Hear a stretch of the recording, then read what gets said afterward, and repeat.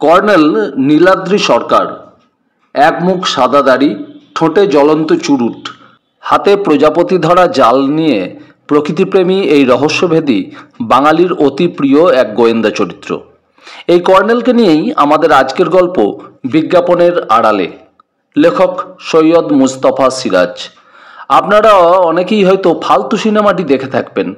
এটি তাঁর রানীর ঘাটের বৃত্তান্ত ছোট গল্পের চলচ্চিত্রায়িত রূপ। তিনি তাঁর অলিক মানুষ উপন্যাসের জন্য সাহিত্য একাডেমি পুরস্কার পান। তবে কর্নেল সমগ্র তাকে জনপ্রিয়তার শীর্ষে তুলে দিয়েছে। কথা না বাড়িয়ে আসুন শুরু করা যাক কর্নেল সিরিজের আজকের গল্প বিজ্ঞাপনের আড়ালে।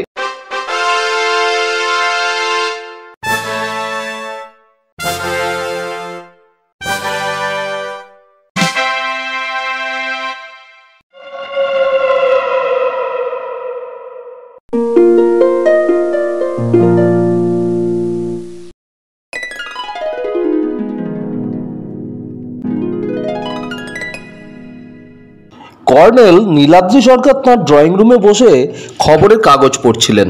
দাঁতে কামড়ানো জ্বলন্ত চুরুট থেকে সুতোর মতো নীল ধোঁয়া তাঁর টাকে কয়েক ইঞ্চি ওপরে গিয়ে সিলিং ফ্যানের হাওয়ায় ছত্রখান হয়ে যাচ্ছিল। হঠাৎ কাগজ নামিয়ে আমার দিকে ঘুরে বললেন, আচ্ছা জয়ন্ত, আজকাল রঙিন বাংলা ফিচার ফিল্ম তুলতে কত টাকা লাগে? বললুম, কেন, ফিল্ম মেকার হতে চান নাকি? আমার বৃদ্ধ বন্ধু গম্ভীর মুখে সাদা দাড়ি নেড়ে বললেন, না, এমনি জানতে ইচ্ছা করছে। ফিল্ম লাইনে তো তোমার জানাশোনা আছে, তাই। সঠিক জানি না, তবে আমার ধারণা 15 লাখ টাকার কমে আজকাল রঙিন ছবি হয় না। হিন্দি করলে সম্ভবত মিনিমামের দ্বিগুণ। কর্নেল চোখ বুজে ইজি চেয়ারে হেলান দিলেন। বললেন, লক্ষ লক্ষ টাকার ব্যাপার। কাজেই মাসের পর মাস অভিনেতা হতে চেয়ে কাগজে বিজ্ঞাপন দিতে অসুবিধে নেই, কিন্তু মাত্র একজন অভিনেতার জন্য ঠিক এই ব্যাপারটা আমি বুঝতে পারছি না। একজন বয়স্ক অভিনেতা, নায়িকার বাবার চরিত্রে তাকে নামানো হবে। আচ্ছা, এই বয়স্ক অভিনেতার কি আকাল পড়ে গেছে দেশে? শবতক্তির মতো কথাগুলো চোখ বুজে আওড়ালেন কর্নেল। তারপর তাকে হাত বুলোতে লাগলেন। একটু অবাক হয়ে বললুম, এত আপনার চিন্তা ভাবনার কি আছে তা তো বুঝতে পারছি না। আছে আছে, গত 2 মাস ধরে প্রতি রবিবার চোখে পড়ার মতো জায়গায় প্রত্যেকটি কাগজে বিজ্ঞাপন ইংরাজি এবং বাংলায়। কর্নেলকে এই সাধারণ ব্যাপারে চিন্তাকুল হতে দেখে একটু হেসে বললুম, আশা করি কোনো রহস্যের আঁচ পেয়েছেন। কই বিজ্ঞাপনটা দেখি। কর্নেলের সামনের টেবিলের ওপর কয়েকটা বাংলা আর ইংরেজি কাগজ ভাঁজ করা আছে। তার কোলের বাংলা কাগজটা আমার দিকে এগিয়ে দিলেন। বললেন, তোমাদের দৈনিক সত্যসেবক পত্রিকা, যদ্দূর জানি এই কাগজটা সারা দেশের সমস্ত আঞ্চলিক ভাষার কাগজের চেয়ে বেশি বিক্রি হয়। এতেও দেখছি 2 মাস ধরে বিজ্ঞাপন। তুমি এই কাগজের স্পেশাল রিপোর্টার, কাজেই ভালোই জানো তোমাদের কাগজে বিজ্ঞাপনের দর সবচেয়ে বেশি। কর্নেল আবার তেমনি চোখ বুজে আপন মনে এইসব কথা বলছিলেন। ততক্ষণে আমার বিজ্ঞাপনটা দেখা হয়ে গেছে। কর্নেল লাল ডট পেনে ডাবল কলম বিজ্ঞাপনটার চারিদিকে রেখা টেনে বিশেষভাবে চিহ্নিত করেছেন, কিন্তু বিজ্ঞাপনটা পড়ে আমার একটুও খটকা লাগলো না। এ ধরনের বিজ্ঞাপন প্রায়ই কাগজে থাকে। বয়স্ক অভিনেতা চাই। জয়মা কালী পিকচার্সের নির্মীয়মান বাংলা কাহিনী চিত্রে নায়িকার পিতার ভূমিকায় অভিনয়ের জন্য একজন বয়স্ক অভিনেতা চাই। ফটোসহ পূর্ব অভিজ্ঞতা উল্লেখ করে লিখুন বক্স নাম্বার 8873। সিগারেট ধরিয়ে হাসতে হাসতে বললুম, রহস্যের পিছনে সারা জীবন ছোটাছুটি করে আপনাকে দেখছি রহস্যের ভূতে পেয়েছে, এখন সব কিছুতেই রহস্য খুঁজছেন। কর্নেল সোজা হয়ে বসে হাঁকলেন, ষষ্ঠী, কফি। তারপর আমার দিকে তাকিয়ে বললেন, বিজ্ঞাপনটা স্বাভাবিক মনে হবে, মানে বিজ্ঞাপনের ম্যাটারটার কথা বলছি আর কি।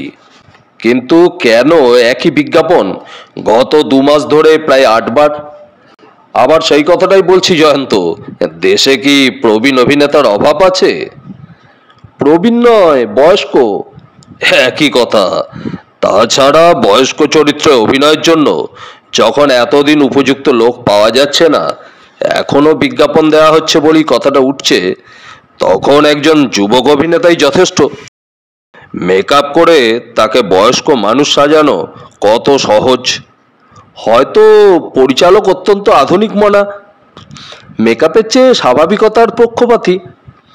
কর্নেল নিভে যাওয়া চুরুটটা অ্যাস্ট্রেতে রেখে বললেন, ঠিক বলেছ ডার্লিং, স্বাভাবিকতার পক্ষপাতী, এটাই একটা মূল্যবান পয়েন্ট। কিন্তু কেন এই 2 মাসে তেমন কাউকে খুঁজে পাওয়া গেল না? কি মুশকিল। একটু বিরক্ত হয়ে বললুম, লোক পছন্দ হচ্ছে না, কিংবা চেহারা পছন্দ হলেও অভিনয়ে কাঁচা, অজস্র কারণ থাকতে পারে। ষষ্ঠীচরণ এসে কফি ট্রে রেখে ব্যস্তভাবে বলল, জোরে বৃষ্টি আসছে বাবা মশাই, আপনি বলছিলেন নতুন টবগুলো পলিথিনে ঢেকে দিতে, দেব? কর্নেল গম্ভীর মুখে কফিতে চুমুক দিয়ে বললেন, দ্যাটস দ্য পয়েন্ট ডার্লিং, অজস্র কারণ থাকতে পারে, কিন্তু বলে জানলার দিকে ঘুরলেন। ষষ্ঠী, আরে বৃষ্টি, শীঘ্রই ছাদে যা। ষষ্ঠী বেজার মুখে বলল, সেইটাই তো বলতে এসেছিলুম, আপনি কানই করছেন না। কর্নেল চোখ কটমট করে তাকালেন। সে চলে গেল। বললুম, জোর বৃষ্টি মনে হচ্ছে। আপনাদের এই রাস্তাটায় এক পশলা বৃষ্টিতেই 1 কোমর জল জমে যায়। কফিটা শেষ করে কেটে পড়ি। কর্নেল আমার কথায় কান করলেন না।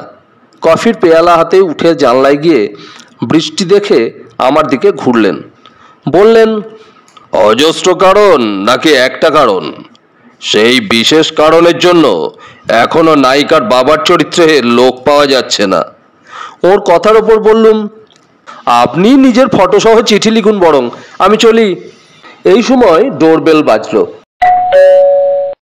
কর্নেল ইজি চেয়ারে বসে বললেন, ষষ্ঠী ছাদে। জয়ন্ত, কিছু যদি মনে না করো, দেখো তো কে এলেন। একটু হেসে চাপা স্বরে বললাম, নিশ্চয়ই জয়মাকালী পিকচার্সের পরিচালক। কর্নেল গম্ভীর হয়েই বললেন, কিছু বলা যায় না। ওই শোনো, লিন্ডাদের কুকুর চেঁচামেচি করছে, তার মানে কেউ এই প্রথম আমার অ্যাপার্টমেন্টে আসছে। উঠে গিয়ে সংলগ্ন ছোট ওয়েটিং রুমের দরজা খুলে দিলুম। ঝোড়ো কাকের মতো এক ভদ্রলোক জড়সড় দাঁড়িয়েছিলেন। বৃষ্টিতে পোশাক একটু ভিজেছে, হাতে ভিজে ছাতি, লম্বাটে গড়নের অমায়িক চেহারা, প্যান্টের পকেট থেকে স্টেথোস্কোপ উঁকি মেরে আছে। অতএব হাতের গাবদা গোবদা ব্যাগটা নিঃসন্দেহে ডাক্তারি ব্যাগ, এবং ভদ্রলোক একজন ডাক্তার। নমস্কার করে আড়ষ্টভাবে বললেন, আমি কর্নেল সাহেবের সঙ্গে একটা বিশেষ জরুরি ব্যাপারে দেখা করতে চাই। ওকে ড্রয়িং রুমে নিয়ে এলুম। উনি কর্নেলকে নমস্কার করে একটা নেম কার্ড দিলেন। তারপর সোফায় ধপাস করে বসলেন। বললেন, কাগজে আপনার অনেক কীর্তিকলাপ পড়েছি। আমার এক আত্মীয় পুলিশ অফিসার, তিনি বললেন এ ব্যাপারে পুলিশের কিছুই করবার নেই, বরং কর্নেল সাহেবের কাছে যান। তার কাছে আপনার ঠিকানা পেয়ে সোজা চলে এলুম। কর্নেল কার্ডটায় চোখ বুলিয়ে বললেন, বলুন। ভবানীপুর এরিয়ায় আমার চেম্বার।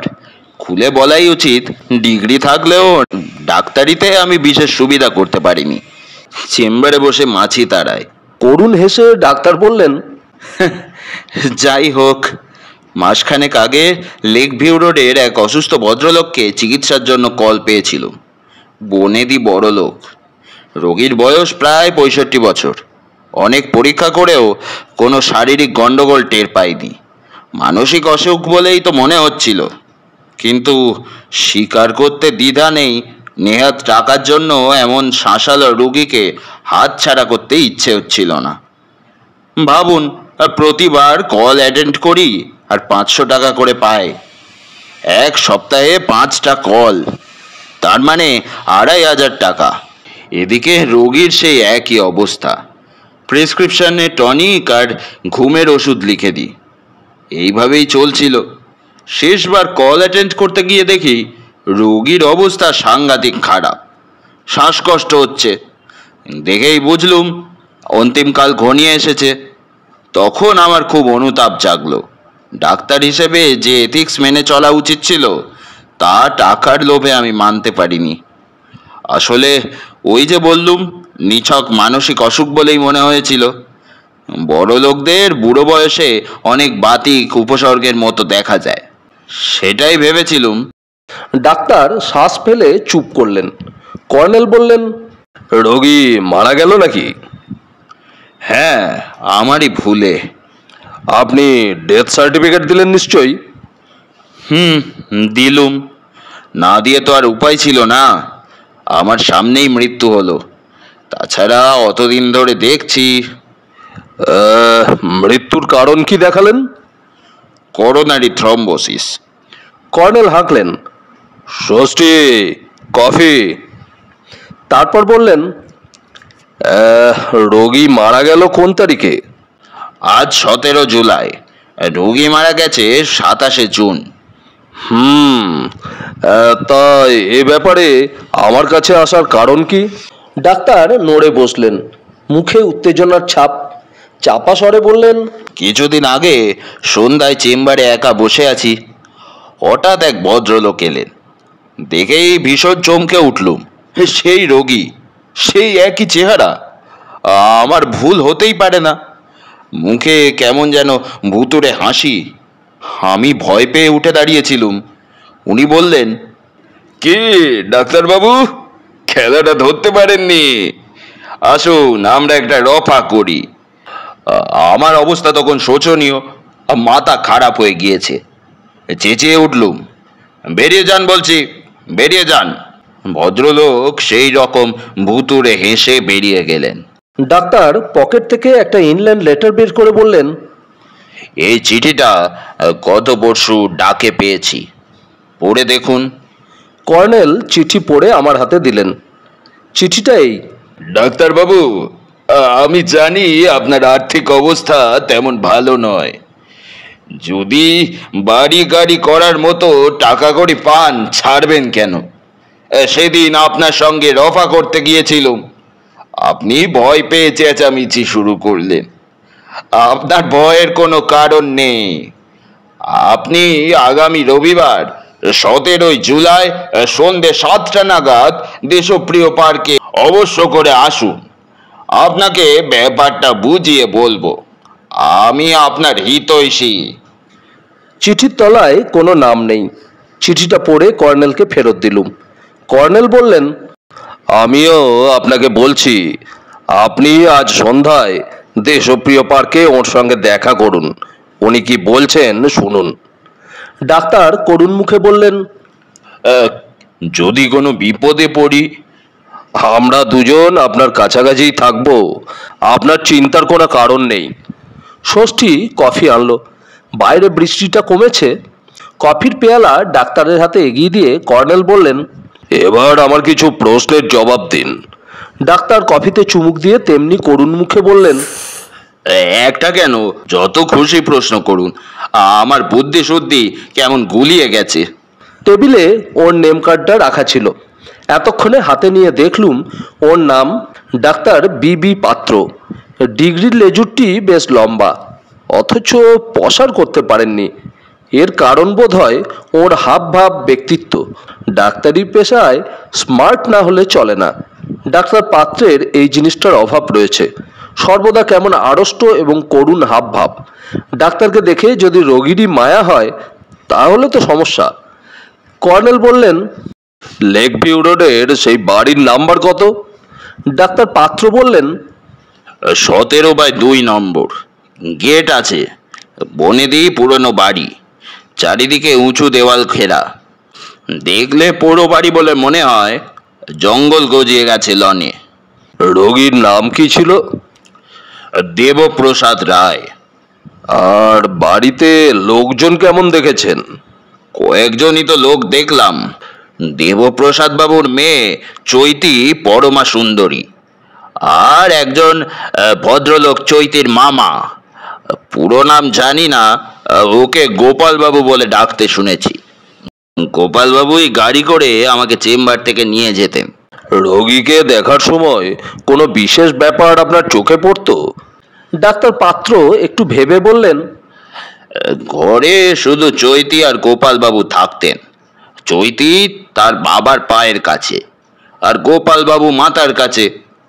হ্যাঁ, একটা ব্যাপার। বলুন। ঘরে প্রচন্ড আলো, আমার চোখ ধাঁধিয়ে যেত। কিন্তু রোগী নাকি উজ্জ্বল আলো ছাড়া থাকতে পারেন না। আর কিছু? হ্যাঁ, আলোর আড়ালে কারা সব ফিস ফিস করে কথা বলতো। ভাবতুম আত্মীয় স্বজন হবে হয়তো। দেবপ্রসাদ বাবুর মৃত্যুর দিন বিশেষ কিছু চোখে পড়েছিল? না। আলো? ডাক্তার পাত্র একটু নড়ে বসলেন, বললেন, সে রাত্রে আলো অত বেশি ছিল না। শুধু একপাশে মাথার দিকে একটা টেবিল ল্যাম্প চলছিল। সম্ভবত অন্তিম অবস্থা দেখেই আলো কমানো ছিল। কর্নেল নিভে যাওয়া চুরুট জেলে বললেন, কেসটা করোনারি থ্রম্বোসিস বলে মনে হয়েছিল আপনার? ডাক্তার পাত্র একটু ইতস্তত করে বললেন, নাকে মুখে রক্ত আর একটু ফেনা এসব দেখেই। তবে গোপালবাবু বলেছিলেন থ্রম্বোসিস লিখে দিন। আমি তাই লিখেছিলাম ডেথ সার্টিফিকেটে। আর একটা প্রশ্ন, সবগুলো কলই কি রাতে অ্যাটেন্ড করেছিলেন? হ্যাঁ, 8টা থেকে 9টার মধ্যে। আর প্রতিবারই গোপালবাবু এসে গাড়ি করে আপনাকে নিয়ে যেতেন? আগে হ্যাঁ। কর্নেল একটু চুপ করে থাকার পর বললেন, ঠিক আছে, আপনি আজ সন্ধ্যায় ঠিক সময়ে দেশপ্রিয় পার্কে উপস্থিত থাকবেন। ভয়ের কোনো কারণ নেই, আমার মনে হচ্ছে আপনার কোনো ক্ষতি হবে না।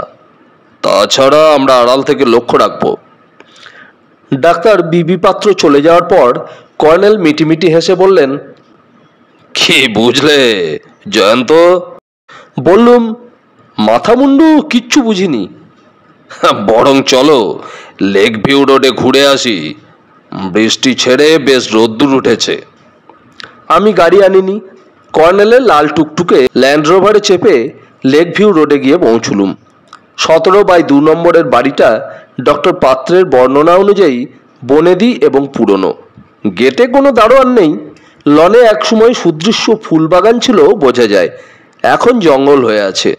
কর্নেল ও আমি গাড়ি থেকে নেমে গেটের কাছে দাঁড়িয়ে ভেতরটা দেখছিলুম। পর্টিকোর দিক থেকে একজন সাদাসিধে চেহারার লোক এসে জিজ্ঞেস করলো, কাকে চাই স্যার? কর্নেল অমায়িক হেসে বললেন, গোপালবাবু আছেন? উনি তো সেই সকালে বেরিয়ে গেছেন। তোমার নাম কি? লোকটা কর্নেলকে দেখে নিশ্চয়ই অভিভূত। একটু হেসে বলল, স্যার আমি গোবিন্দ, এই বাড়িতেই থাকি। তোমাদের বুড়ো কর্তা দেবপ্রসাদ বাবু? কথা শেষ করার আগেই গোবিন্দ বলল, উনি তো মারা গেছেন স্যার। ও মাসে আমাকে নিয়ে নৈনিতালে বেড়াতে গেছিলেন। বাড়ি ফিরি রাত্রে হঠাৎ স্ট্রোক হয়ে মারা গেলেন। দেবপ্রসাদ বাবুর মেয়ের নাম চৈতি, তাই না? আচ্ছা, ওকে একবার ডেকে দাও, একটু কথা আছে। গোবিন্দ ফ্যাল ফ্যাল করে তাকিয়ে বলল, বুড়ো কর্তার তো কোনো মেয়ে নেই স্যার, উনি একা মানুষ। তাহলে চৈতি নামে সুন্দরী মেয়েটি কে? এ বাড়িতেই তো গত মাসে ওকে দেখেছি গোপালবাবুর সঙ্গে। গোবিন্দ হাসলো, বুঝেছি স্যার, গোপালবাবু সিনেমা করেন, ওর ছবিতে পাঠ করে যে মেয়েটি, আপনি তার কথাই বলছেন। এবার আমার ফ্যাল ফ্যাল করে তাকানোর পালা। কর্নেল বললেন, গোপালবাবু দেবপ্রসাদ বাবুর কে হন? দূর সম্পর্কের মামাতো ভাই। বুড়ো কর্তার সব সম্পত্তি উনিই পেয়েছেন, তাই না? গোপালবাবুর নামে উইল করা ছিল। তা তুমি কিছু পাওনি? স্যার পাইনি বললে মিথ্যা বলা হবে, নগদ ভালোই পেয়েছি। দেবপ্রসাদ বাবু কবে মারা যান? নৈনিতাল থেকে দুপুরে ফিরলুম ওর সঙ্গে। শরীরটা এমনিতেই ভালো ছিল না, সকাল সকাল খেয়ে শুয়ে পড়েছিলেন। ট্রেন জার্নির ধকল তো হঠাৎ শুনি গোপালবাবু ডাকাডাকি করছেন আমাকে। আমি নিচের তলায় থাকি, ওপরে গিয়ে দেখি কর্তামশাই ধরফর করছেন। গোপালবাবু তখনই ডাক্তার ডাকতে গেলেন। গোপালবাবুর ছবির মেয়েটি আর আমি কর্তামশায়ের সেবা যত্ন করলুম, কিন্তু বাঁচানো গেল না। ডাক্তার আসার একটু পরেই মারা গেলেন। তোমার কর্তামশাই কোনো কথা বলেননি তোমাকে? কি হয়েছে বা হঠাৎ কেন? গোবিন্দ বলল, মুখ দিয়ে কথা বেরোচ্ছিল না, গ গ করছিলেন, মুখে ফেনা বেরোচ্ছিল। কর্নেল বললেন, আচ্ছা চলি গোবিন্দ, পরে আসবক্ষণ। গোপালবাবুর সঙ্গে একটু দরকার ছিল। টালিগঞ্জে মায়াপুরি স্টুডিওতে ওকে এখন পেতে পারেন। কর্নেল ডাকলেন, এসো জয়ন্ত। গাড়ি লেক ভিউ রোড ধরে এগোচ্ছিল টালিগঞ্জের দিকে। আমি চুপচাপ বসে আছি। কর্নেল বললেন, এবার আশা করি কিছু বুঝতে পেরেছো জয়ন্ত? বললুম, পারছি আবার পারছিও না। সেই বিজ্ঞাপনটা। হ্যাঁ ডার্লিং, সেই বিজ্ঞাপনটাই এই ঘটনার সঙ্গে জড়িত। কিন্তু ঘটনাটা কি? নৈনিতালে বেশ কিছুদিন কাটিয়ে এসে হঠাৎ দেবপ্রসাদ বাবুর মৃত্যু এবং তার মামাতো ভাই ফিল্ম মেকার গোপাল বাবুর সম্পত্তি লাভ। ফিল্ম করার জন্য যত টাকা দরকার এবার পেয়ে গেছেন। আর বলবেন না প্লিজ, মাথা একেবারে ভোঁ ভোঁ করছে।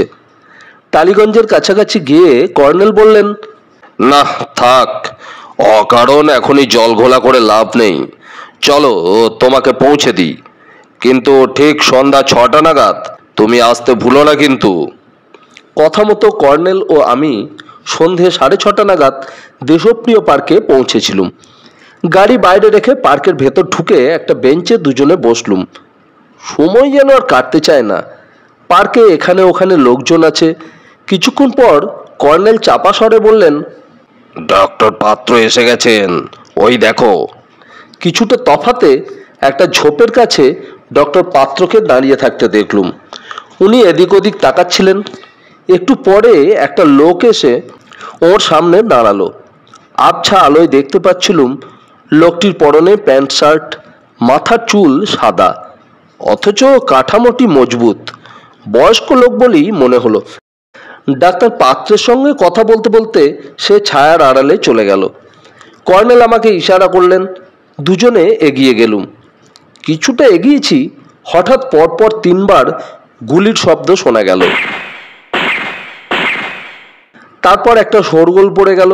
লোকেরা এদিক ওদিক ছোটাছুটি করে বেড়াচ্ছে। পালানোর হিড়িক পড়ে গেছে। কর্নেল হন্তদন্ত হয়ে এগিয়ে ঝোপের পেছন থেকে যাকে টানতে টানতে নিয়ে এলেন তিনি ডাক্তার পাত্র। কর্নেল চাপা স্বরে বললেন, চলে আসুন, চলে আসুন আমাদের সঙ্গে।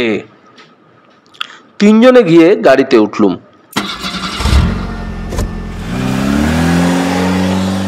ডাক্তার পাত্র দম আটকানো গলায় বললেন, আর একটু হলেই কি সাংঘাতিক কাণ্ড, এই জন্যই আমি আসতে চাইছিলাম না। কর্নেল গম্ভীর মুখে বললেন, গোপালবাবু অসম্ভব ধূর্ত লোক, সম্ভাব্য ব্ল্যাকমেলারকে শেষ করে দিলেন। আমার ধারণা ভদ্রলোক ওর ফিল্ম ইউনিটেরই লোক। যাই হোক ডাক্তার পাত্র, ঘাবড়ানোর কিছু নেই। আপনাকে দিয়ে আমি ফাঁদ পাততে চাই। ডাক্তার পাত্র ভয় পাওয়া গলায় বললেন, ওরে বাবা, আমি আর এইসবের মধ্যে নেই। কর্নেল একটু হাসলেন। না না, ভয়ের কিছু নেই। আসলে ওই সম্ভাবনাটা আমি আজ করতে পারিনি। তবে ডাক্তার পাত্র, আপনি এবং দেবপ্রসাদ বাবুর পুরাতন ভৃত্য গোবিন্দ গোপালবাবুর পক্ষে বিপজ্জনক। এখনই গোবিন্দকেও বাড়ি থেকে সরানো দরকার। অবশ্য জানি না এখন সে জীবিত না মৃত। শিউরে উঠে বললুম, বলেন কি? কর্নেল সারা পথ চুপচাপ গাড়ি চালিয়ে এলেন। ডাক্তার পাত্রকে মনে হচ্ছিল ভিজে কাকতাড়ুয়া। তেতলায় কর্নেলের অ্যাপার্টমেন্ট। ড্রয়িং রুমে ঢুকেই কর্নেল ষষ্ঠীকে কড়া কফির হুকুম দিলেন। তারপর টেলিফোনের কাছে গেলেন। ডায়াল করার পর কথাবার্তা শুনে বুঝলুম লালবাজারের ডিটেকটিভ ডিপার্টমেন্টের ডেপুটি কমিশনার অরিজিৎ লাহিড়ির সঙ্গে কথা বলছেন। ফোন করে কর্নেল ইজি চেয়ারে বসে বললেন, আপনার প্যাডে একটা চিঠি লিখবেন ডাক্তার পাত্র, গোপালবাবুকে লিখবেন। ডাক্তার পাত্র করুণ মুখে বললেন, প্যাড তো সঙ্গে নেই। কফি খেয়ে চাঙ্গা হয়ে আপনাকে বাড়িতে পৌঁছে দেবক্ষণ। তবে কি লিখবেন শুনুন। কর্নেল একটু ভেবে নিয়ে বললেন, লিখবেন, প্রিয় গোপালবাবু, আগামীকাল সোমবার রাত 8টায় আমার চেম্বারে অবশ্যই দেখা করবেন, জরুরি কথা আছে। আপনি দেখা না করলে সমস্ত ঘটনা পুলিশকে জানাবো। দেবপ্রসাদ বাবু যখন নৈনিতালে ছিলেন তখন আপনি ওর বাড়িতে একজন লোককে দেবপ্রসাদ বাবু সাজিয়ে আমাকে ডেকেছিলেন। সেই লোকটি ভাবতো সে অভিনয় করছে। আপনার বিজ্ঞাপনের গোপন কথা আমি জানতে পেরেছি। ও হ্যাঁ, বিজ্ঞাপন কথাটা আন্ডারলাইন করে দেবেন যেন। ডাক্তার পাত্র অবাক হয়ে বললেন, কিসের বিজ্ঞাপন? অবিকল দেবপ্রসাদ বাবুর মতো দেখতে একজন বয়স্ক অভিনেতা চাই। বিজ্ঞাপনটা গত 2 মাস ধরে বেরোচ্ছে। কর্নেল একটু হাসলেন। জয়ন্তদের কাগজের বিজ্ঞাপন দপ্তরে খোঁজ করলে নিশ্চয়ই দেখা যাবে বিজ্ঞাপনদাতা কে। কাল সেটা জেনে নেবক্ষণ। যাই হোক ডাক্তার পাত্র, আপনি চিঠিটা লিখে আমাকে দেবেন। আমি আজ রাতেই ওটা গোপাল বাবুর বাড়ির লেটার বক্সে রেখে আসবো। এতক্ষণে আমার বুদ্ধির দরজা খুলে গেল। বললুম, কর্নেল, রহস্য ক্লিয়ার। বলো শুনি। ষষ্ঠী কফি রেখে গেল। কফি খেতে খেতে বললুম, ডাক্তার পাত্র বলেছেন মোট 5টা কল অ্যাটেন্ড করেছিলেন। 4টে কলের সময় নকল দেবপ্রসাদ বাবু রোগী সেজেছিলেন এবং 27 জুন শেষ কলের সময় সত্যিকার দেবপ্রসাদ বাবুকে দেখেছেন। নিশ্চয়ই তাকে বিষ খাওয়ানো হয়েছিল। গোপালবাবুর দরকার ছিল একটা ডেথ সার্টিফিকেটের। পাছে কোনোভাবে ব্যাপারটা ফাঁস হয়ে যায়, তাই ডাক্তার পাত্রের সাহায্য নিয়েছিলেন। ডাক্তার পাত্র বরাবর দেবপ্রসাদ বাবুর চিকিৎসা করেছেন, তার কোনো সন্দেহ হওয়ার কথা নয়। তাছাড়া কোনো ঝামেলা হলে তিনি সাক্ষী দেবেন। অসাধারণ প্ল্যান। শুধু বোঝা যাচ্ছে না কাজ হয়ে যাওয়ার পরও কেন বিজ্ঞাপন দিচ্ছে লোকটা। কর্নেল বললেন, ঘটনাটা চাপা দেওয়ার জন্য এখনো বিজ্ঞাপন দেওয়া হচ্ছে। তার মানে এখনো লোক পাওয়া যায়নি। খুব সহজ হিসেব। এতে গোপালচন্দ্র নিরাপদ থাকছে। কিন্তু যেভাবে হোক নকল দেবপ্রসাদ রহস্যটা আঁচ করেছিলেন। দুঃখের বিষয়, তাকে খুন করা হলো। তার কাছে আর কিছু জানার উপায় রইল না। অভিনেতা ভদ্রলোক প্রথমে ভেবেছিলেন শুটিং করা হচ্ছে, পরেই সব টের পান। পরদিন দৈনিক সত্যসেবক পত্রিকার কাজে আমাকে অনিচ্ছা সত্ত্বেও বাইরে যেতে হয়েছিল। প্রধানমন্ত্রী আসছেন দুর্গাপুরে, তারই কভারেজ। কলকাতা ফিরতে রাত হয়ে গিয়েছিল। অফিসে খবরটা লিখে টিকে যখন বাড়ি ফিরলুম তখন রাত 11টা। কর্নেলকে ফোন করলুম। কর্নেল সাড়া দিয়ে বললেন, নাটকের শেষ দৃশ্য মিস করলে ডার্লিং। কি ব্যাপার বলুন তো? ব্যাপার খুব সামান্য। গত রাতে অরিজিৎকে বলেছিলুম গোবিন্দকে একটা অজুহাতে অ্যারেস্ট করতে। গোবিন্দ এখন তাই নিরাপদ। গোপালবাবু আমার ফাঁদে পা দিতে গিয়েছিলেন ডাক্তার পাত্রের চেম্বারে। পুলিশ আড়ালে তৈরি ছিল, আমিও ছিলুম। গোপালচন্দ্র ঢুকেই পিস্তল বের করেছিল। 1 সেকেন্ড দেরি হলে ডাক্তার পাত্রের অবস্থা হতো সেই বয়স্ক অভিনেতা নারায়ণবাবুর মতো। ওর পরিচয় পাওয়া গেছে? হ্যাঁ, যাত্রায় অভিনয় করতেন ভদ্রলোক। বিজ্ঞাপন দেখে ফটো পাঠিয়েছিলেন। গোপালবাবু এখন কোথায়? পুলিশ হাজতে। গোবিন্দ সাক্ষী, ডাক্তার পাত্রও সাক্ষী। কাজেই টেলিফোনের লাইনটা কেটে গেল। ট্রেন জার্নিতে ক্লান্ত, শুয়ে পড়া দরকার।